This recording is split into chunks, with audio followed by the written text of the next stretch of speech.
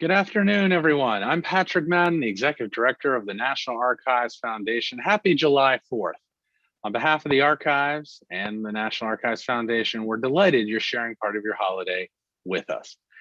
The grills are getting warmed up, the popsicles are melting, but we've still got a great program or two in front of us. So we're so glad you're with us and look forward to this exciting program. Before we begin, we have a special message from the governor, from Governor Jim Blanchard, who is my boss and the chair and president of the National Archives Foundation Board.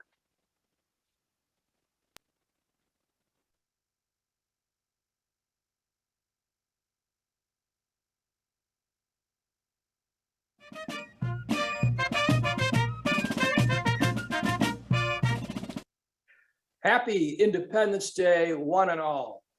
My name is Jim Blanchard. I happen to be president and chair of the National Archives Foundation Board of Directors. And on behalf of our board, we welcome you to today's programming celebrating our 4th of July. For 30 years, our foundation has been a partner, a nonprofit partner with the National Archives, supporting programming, exhibitions, special events, all sorts of exciting things that celebrate the American experience. And of course, it's only natural. The National Archives is the home of our founding documents, the Declaration of Independence, the United States Constitution, the Bill of Rights. We celebrate those every day, and we welcome all of you from outside Washington, D.C. to visit the archives. It is your home of liberty and freedom. Today's programming is going to be very exciting, and we're going to culminate that with a reading of the Declaration of Independence by our fellow board member, Soledad O'Brien. You know, we have exhibitions all year round and programming as well. And so we would invite you to join those programs throughout the year. You can become a member of our archive. All of this is free. You can become a member of our archives by going on the website of archivesfoundation.org.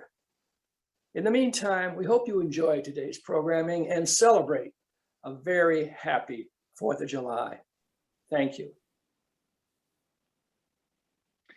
Thank you, Governor Blanchard.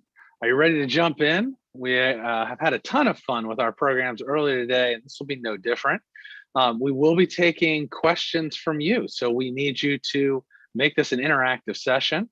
To start off, of course, let's get a little practice in that YouTube chat. Give us your hometown and state, and I will give you a shout out later on in the program. This is a special program because we are doing this program in partnership with Colonial Williamsburg. As our special guest, James Armistead Lafayette was an enslaved African-American who served under the Marquis de Lafayette during the Revolutionary War, and he was a spy. This is a good story, one I think that we need to learn more about, and that's why we're all here. Mr. Lafayette, are you with us? I am. Wonderful. Well, we can see you and hear you. How are you doing on this July 4th? I am pensive on this July 4th. On any July 4th, you are thinking about, well, freedom, whether that's freedom of this country or whether you're thinking about your personal freedom. I am James Lafayette, free man, but that wasn't always the case. I was born in 1748, and I was by law owned by a man by the name of William Armistead. My prospects for finding my freedom were not many. But then the war came.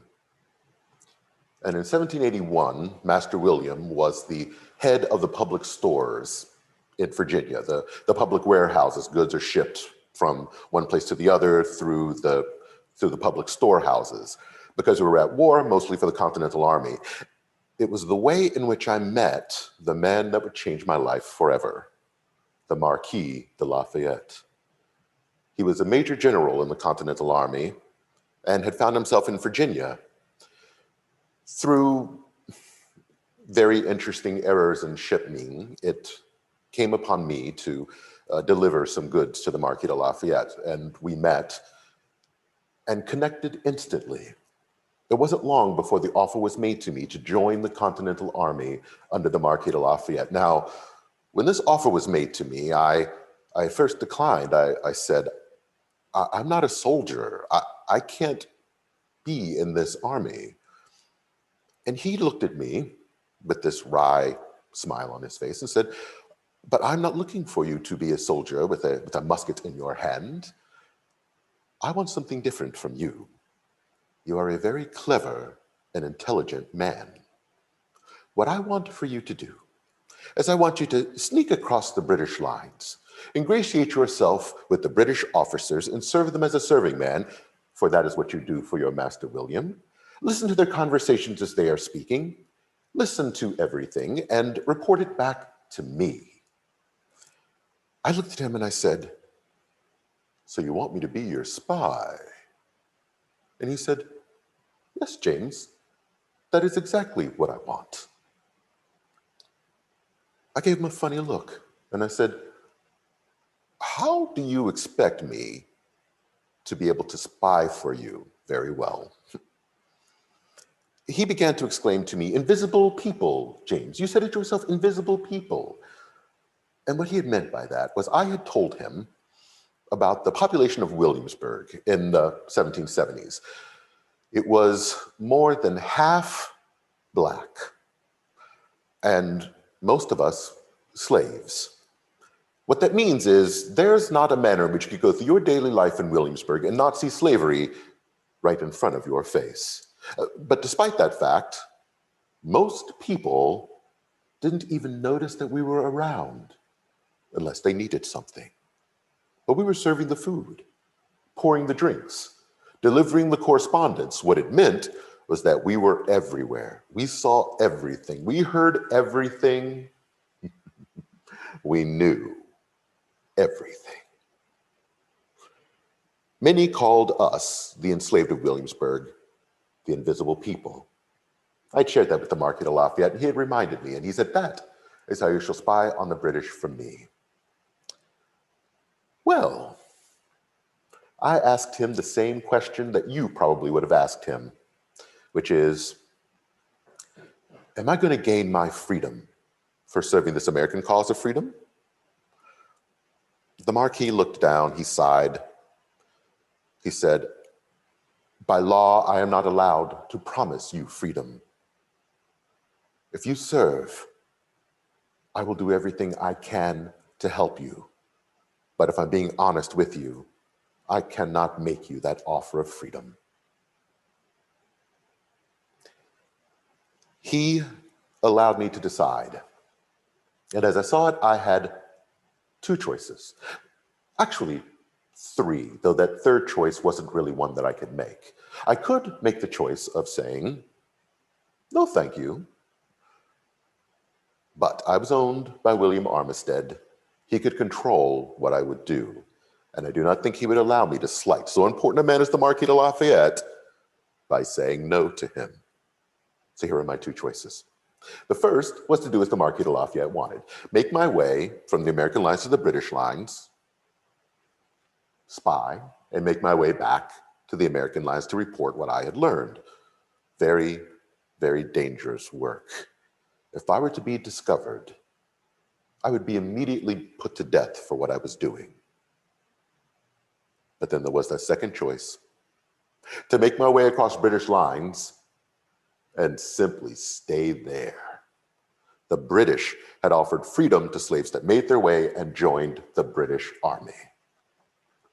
So let me ask you now, if you were in my position and my lot with those two very difficult choices, what choice would you make? Some would say I should say, God save the king, right? However, the question of freedom is always, always more complicated than just do you want to be free or do you not want to be free? And what I mean by that is that there are two other very important questions. The first one is, which side could I trust to keep their word? Could I trust the British course not. The British were the ones that brought us over as slaves in the first place. They were not freeing me out of the kindness of their hearts. They were freeing me because they had a use for me, and I understood that fact. But on the other end, could I trust the Americans? They had just issued this Declaration of Independence, talked about the inherent rights, the natural rights of man being that of freedom. And I'm a slave to some of the very same men that helped make that document possible. I could not trust the American side either. And then a thought came to me. Maybe I could trust the Marquis de Lafayette. He's a Frenchman. But also, I found him to be honest and honorable in every word or deed that I knew of. But there was an even more important question I had to ask myself, and that was, what would happen to my family if I was to run across to the British lines and stay there? I would not be able to take them with me. They would most likely be punished severely, their master assuming that they knew that I was going to run, maybe sold off. I would never see my wife or my children ever again, most likely. So the final, most important question I had to ask myself is a question that now I'm going to have you ask yourself. Is freedom, but without your family, without those around you that you love, would you truly consider that to be freedom? Most of you are probably saying no. And I agree with you. I agreed with you at that time. I could not imagine my life without my wife, Sylvia. And I don't even want to imagine a life of freedom without my children by my side. So I knew the choice that I was going to make, the choice that I needed to make. I would spy for the Marquis de Lafayette, and I would hope that when this war ended, the Americans would see it in their hearts to grant me my freedom for meritorious service. And I made my way across British lines. Funny enough, ingratiated myself with General Benedict Arnold first as a scout, but eventually came to serve General Cornwallis himself, head of the Southern British forces. Just so happens that I was able to share the information with the Marquis de Lafayette that Cornwallis was making his way from Portsmouth to Yorktown. That was news that General Washington, upon making his way here in secret, would be able to use in order to blockade Yorktown so that we could eventually win this war. The Battle of Yorktown was not the final battle of the American Revolution, but it was the decisive victory that the Americans needed to know that they would have their freedom from Great Britain. And I had helped. The Marquis de Lafayette returned to France, and I went before the legislature, hopefully gaining my freedom for meritorious service. However, through a technicality, I was not given my freedom.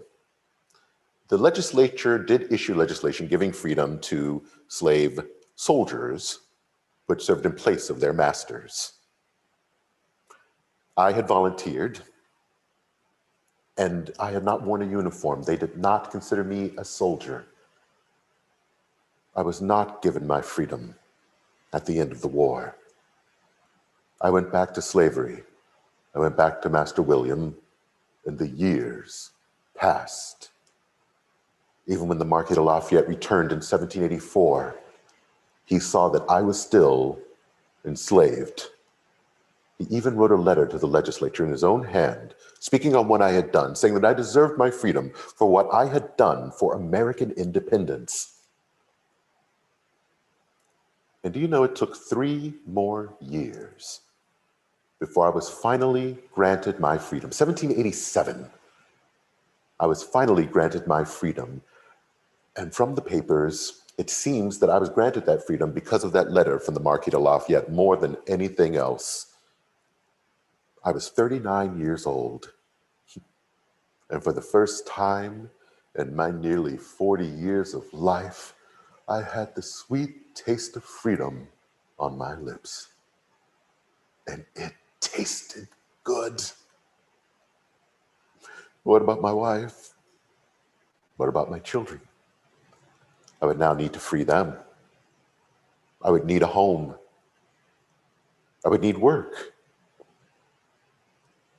All of those I did accomplish.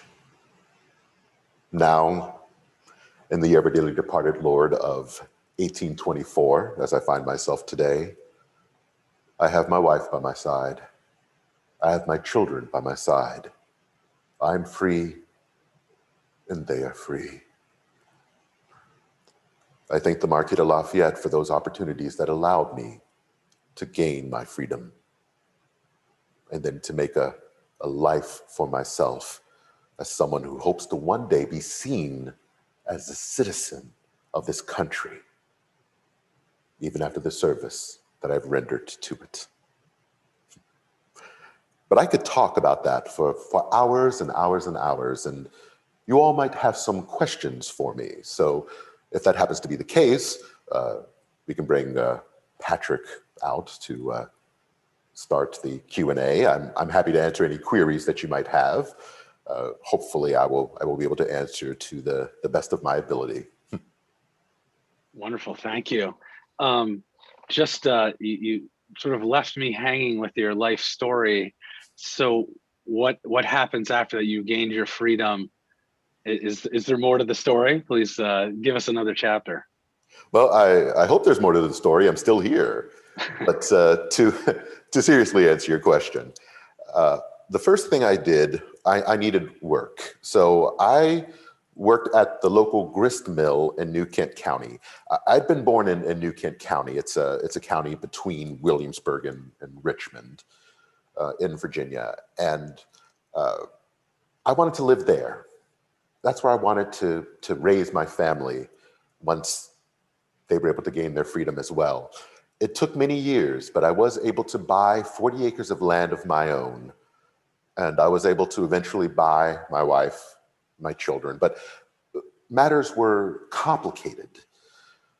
Slave laws were not written with freed blacks trying to free their families in mind. It was written with white slaveholders in mind. They are the majority. What that meant was that the law stated that I could not free my children until they had either reached adulthood or I had enough money to put into trust for them to be taken care of for the rest of their lives so that the state did not have to do so. What that meant was if I bought my children before they had reached their majority, their adulthood, by the letter of the law, I would have had to own them. Now, understand, in my house, my children would never be considered my slaves. But what happens if I were to say, die before they'd gain their freedom? Well, what do they do when you die? The state sells off your property to pay off your debts. And my children would have been the most expensive pieces of property that I owned by the letter of the law. They would have been sold in order to pay off my debts, most likely. But that didn't happen. They reached their majorities. I was able to free them. I was able to free my wife, Sylvia, because the law also stated that if you were over the age of 45, that you had to, well, have money put aside for you in trust for you to be able to be taken care of so that the state did not have to do so. And my wife, Sylvia, would never want me to tell you her age, but she was under the age of 45, which meant that I would not fall under that law. But the laws even became more complicated. In 1806, they put a law in the books in Virginia that said that if you freed a slave in Virginia, that they had to leave the Commonwealth within a year or they could be re-enslaved. Therefore, I had to, much like the law did to keep me enslaved, I had to find loopholes within the law in order to free my family and not have to make the choice of either keeping them with me and owning them or freeing them and never being able to see them because they are no longer allowed to stay within the Commonwealth of Virginia. I did that. And as we find ourselves here in 1824, I still have my 40 acres of land by the water in New Kent County. My wife is healthy. My children are grown and have lives of their own. I'm poor, but you're never truly poor when you're free. That answers your question, I hope. It does. It does. And I want to encourage our audience, both from the archives and from Colonial Williamsburg, to add your questions to the chat. We have folks from all over the country: Houston, Rochester, Harrisburg, Palm Springs, Virginia, of course, Williamsburg, Washington, PA, the DC area, Columbia, South Carolina. So we welcome all of those folks who are joining us, learning more about your life. So there's an interesting question, and I'm hoping I'm getting this phrased right. Do you think your decision that you would have been an inspiration to the slaves joining the Continental Army, or despised by the slaves by joining the British Army? It's a little bit of a hypothetical, I guess. A hypothetical. Let me think about that. It's very hard to think about being an inspiration when your life is focused on your survival, or if your life is focused on being with your family. There are a few things that we feel inside that are stronger urges than those two. I don't know that the thought had ever come to me as to what the others around me would think, whichever choice I made. The only thought that stayed in my mind was, will my family be safe? Will I be able to one day see them again? And even if I don't survive, might they still survive themselves? Might they still be all right? So I don't know that I've ever thought about that in respects to what others might have thought of the decisions that I was making. I will say many in the legislature, which my old master, William Armistead, was a member of the House of Delegates.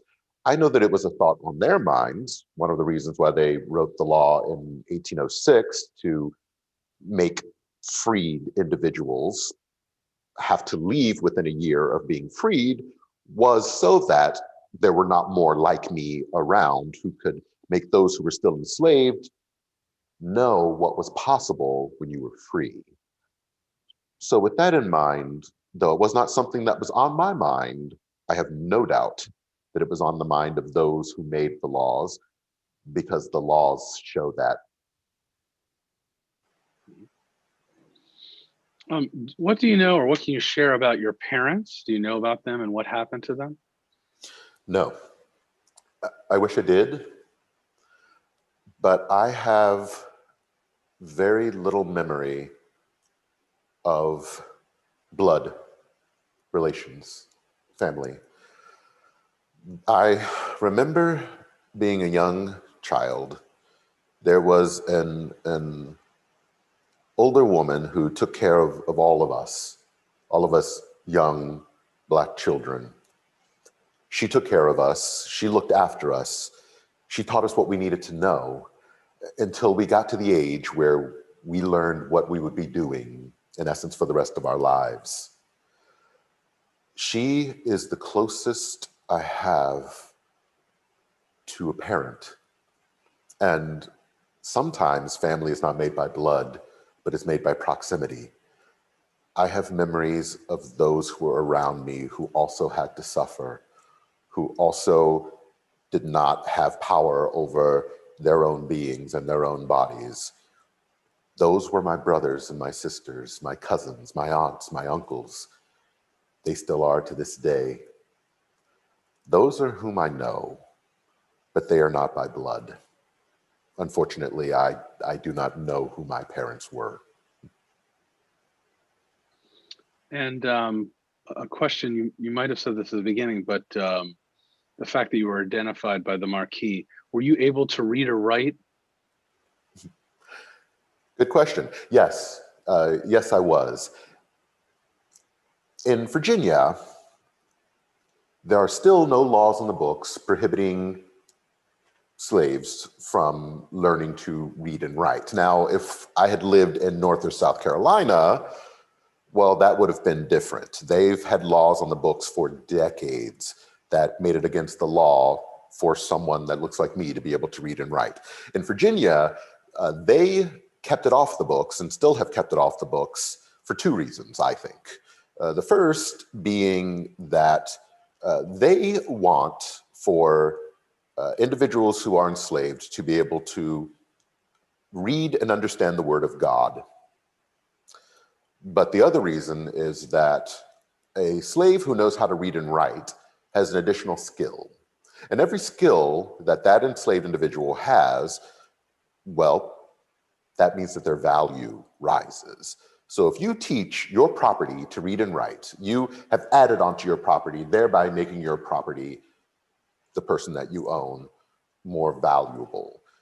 So I very quickly became one of the most valuable pieces of property that Master William owned because I knew how to read and write. Now, would I have told the British that I knew how to read and write? Well, sometimes it's better to be underestimated. It makes it easier sometimes to traverse the world that you're in. But yes, reading and writing is something that I knew how to do and know how to do. Okay. And I think we have time for one more question before we move to the other part of the program. Can you describe what kind of man the Marquis was? The Marquis de Lafayette, and interestingly enough, he is now known, well, he's as beloved in France as he is in America, and he's very beloved here in America. But he says that he is a citizen of the United States and of France. But I have to say that the Marquis de Lafayette is not like any other American man that I've ever known. And I've met very few Frenchmen, so I can't speak on whether he is like many other Frenchmen. But what I will say about the Marquis de Lafayette is that the most important part of him, I think, is his notions of fairness. The Marquis de Lafayette, from the moment he had learned of the institution of slavery as it is here in North America, found it repugnant. He did not understand it, and he did not want to be a part of it. He tried many times to help institute that destruction of slavery that many of the founders thought would already happen by now. And of course it hasn't, and it doesn't seem like it's going to be at all. But I found him to be honest, direct. His English was better than most Americans. Very smart, very shrewd, and a friend, which was not what I expected at all. Not once, when I served him as a spy, did he ever look at me as property. I was always James. That is unlike any other treatment other than from my family that I have had in this country. And for that, I will always have a deep, deep love for the Marquis de Lafayette, one of the greatest men I've ever met. Very good. Well, now we have a special treat for our viewers. We are going to, I have the opportunity to introduce Stephen Seals, who is the historic interpreter for Colonial Williamsburg, who's going to tell us a little bit about what it's like to take on this role. So I know he's going to change gears. Yes, I am. I just have to take a breath and just think for a second. I have to just change my mindset to become Stephen and change my voice ever so slightly. You probably won't even notice, but hello everyone, my name is Stephen Seals. I portray James Lafayette for the Colonial Williamsburg Foundation, as well as do some program development management for the foundation as well. I've been working here at the foundation now for a little over 13 years. Haven't always played James Lafayette. I've only been doing that now for about 4 years or so, but have played numerous characters, free and enslaved, throughout my 13 years. I started off as an actor and director before I came to Colonial Williamsburg. So coming here to do historical interpretation, I had no idea what I was getting myself into, in a good way and in a bad way, in the respects that telling the story of America is not easy. It's not always comfortable. And many times it is very difficult, which is not a problem. That's just the truth of the matter. History is not clean. It never has been. It never will be. But what it means is, as someone who is looking at the history, looking at the primary sources and trying to build a character or build a narrative off of that, you get to see the founding documents. You get to see the pieces of legislation that have led to the country forming in the way that it is. And many of the problems that we have today, you only need to look back at those formations and how those formations have continued from generation to generation as to why we have many of the issues that we still have today. And it gets very depressing. And there's a point where you just go, why am I doing this? And I had a wonderful coworker here, Hope, and it's perfect that that's her name, because she was the person that said to me that you should never bow your head for sharing the story of our ancestors. They were not allowed to have a voice of their own within the society, and we are giving them a voice for the first time. We are making them human for people who come here. We are humanizing the dehumanized, and that is an honor. That's not a reason to feel shame. Our people, their history is a history of survival. It is a history of hope. She said that to me. And from then on, I knew why I was here, and I knew the work that I had to do. And the work is still difficult, and there's still things that are said to you sometimes, or things that happen in life that you look and you go, I completely understand why that happened. But you see the importance of doing this work. And that's what I needed to see, that's what I needed to feel, and that's what I've had since that moment.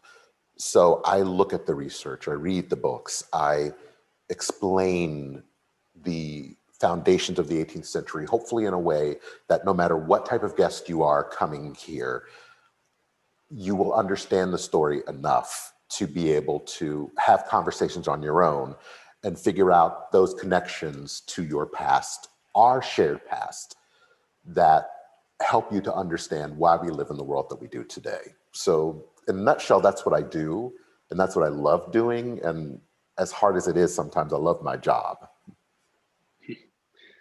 Especially when it's 90 or 100 degrees outside, right? Yeah, Virginia summers. So I'm glad I'm inside right now. And though we're in an 18th century building, one of our original buildings, actually, it does have an air conditioning system in it. So right now I'm very comfortable.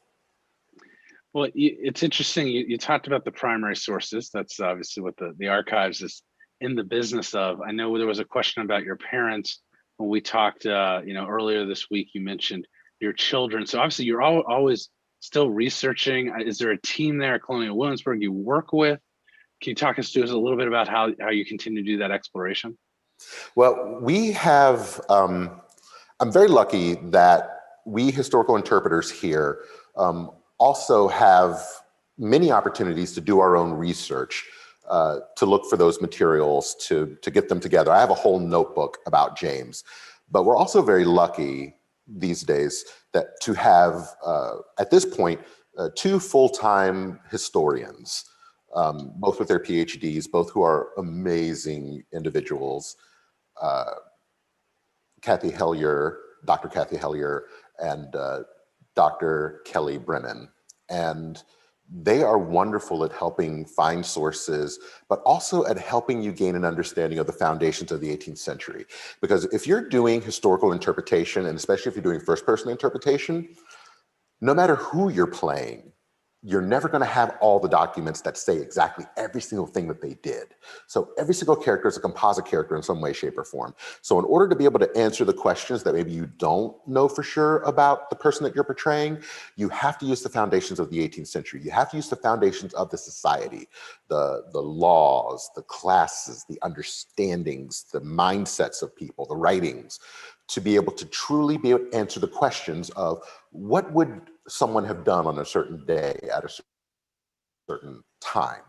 And they're really good at that. They're individuals who have been working here for over 50 years. And I consider them our elders. And they also have gained so much information over the decades that you can tend to find what it is that you're looking for or know where to go to find new information. And Williamsburg has been around for, Colonial Williamsburg Foundation has been around for nearly 100 years. So there is a legacy of research from the 1920s and 30s all the way to today. So there is a wide amount of research, and everything going digital means that it's much easier to find research from across the country and across the world these days too. So those are the things that really help me to be able to portray this character and to look deeper, to even find new things or different things, or figure out what things can't be found. One of the things, for instance, is we don't know for sure the names of James's children. And we think we may have found the names for 3 of them, but we're not completely sure yet. The New Kent Historical Society is dealing with that right now. But sometimes there are things that you don't know, simple things, and we'll continue to look for those. I will continue to look for those, believe me. Well, this has been terrific. We obviously got a little bit of a late start thanks to our technical. We might want to think about getting back into the 18th century and getting rid of some of the technology and talking to each other more directly. But I know just from the comments on the Archives YouTube page, very delighted to have you both as James and as Stephen to get your insights on the work that you do and what's happening at Colonial Williamsburg. So I want to thank you for opening up our eyes to your voice and the young nation at that time. Truly a pleasure. It's truly about legacy, and the legacy of this country looks like you, it looks like me, it looks like James, and I have the greatest honor to be able to share that story every single day. So thank you for allowing me to do it. Absolutely. Well, I know it's a busy day at Colonial Williamsburg, so I'm sure you've got many things to get to. We appreciate you spending the time with us today. We're delighted to have partnered with Colonial Williamsburg as well. So thank you. Truly a pleasure. Thank you. And I will remind our guests who are watching, don't forget to visit Colonial Williamsburg, a terrific historic site where you'll learn quite a bit from James, and I'm sure they'd love to see you in person. So now we're going to wrap up this program. We've got one more for the day. And before we do that, of course, I have to share a few things from our store. And just as a reminder, you can visit nationalarchivesstore.org. We are having a sale on our patriotic collection, 25% off. And you can use the code REPRESENT25. That's the word represent and the number 25 to get 25% off of our collections. We want to thank our sponsors today again, John Hancock, AARP, and Dykema. Without their support, our July 4th programming would not be possible. And all of our members who have joined us today, who help the foundation throughout the year with our programs, the civics outreach. If you're not a member, visit archivesfoundation.org. We've got one more program. It'll be coming up shortly because we will not be late to our 4 o'clock appointment at 4 p.m. We'll have the official ceremony and reading of the Declaration of Independence, the annual tradition from the National Archives. But coming up in just a few minutes, here on this YouTube channel is Betsy Ross, a famous Philadelphia seamstress, I believe most of you will know. Don't forget to connect with us on social, and on behalf of the National Archives, the National Archives Foundation, thanks for spending part of your holiday with us. What is past is prologue. So wave your flags, enjoy your patriotic day, and have a happy July 4th.